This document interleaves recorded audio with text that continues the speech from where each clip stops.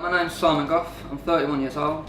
I live on the south coast of the UK in a little city called Brighton. I am a comic book colourist and illustrator, and I have been for the last 4 years. I started out doing the cutscenes for animations on the DC Universe online computer game, and then I worked on a few other animated cutscenes, and that was what I was doing before comic book colouring. And then I got picked up by IDW to work on their G.I. Joe book, did a lot of covers for that. And then I got taken on to do the continuous series of Snake Eyes, which was 21 issues, which I did probably about 14 of those. Wow. And I did about 20 covers.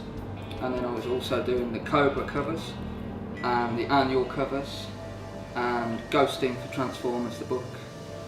After IDW, I still do a little bit of work for them, but not very much.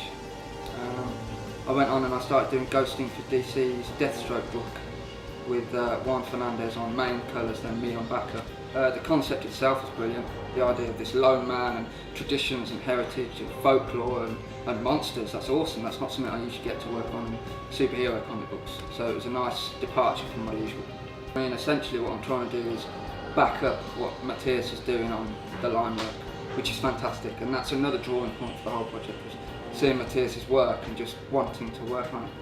And I mean, it's not something I usually work on because it's a lot rougher than the stuff that I usually get to work on with G.I. Joe. Is always real, sort of realistic military scenes and things. So it was a nice break, and that's something that I'm looking forward to doing. And just to add something to the comic, I mean, just add a little bit more atmosphere and a little bit of depth, and bring some of that griminess of what I want the comic to reflect.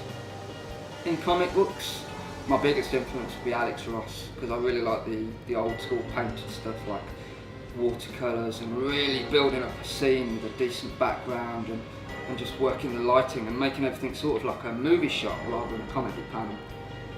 As for other colourists, my go-to inspirations would be John Rorsch, who did The Darkness, and he's working on Invincible at the moment.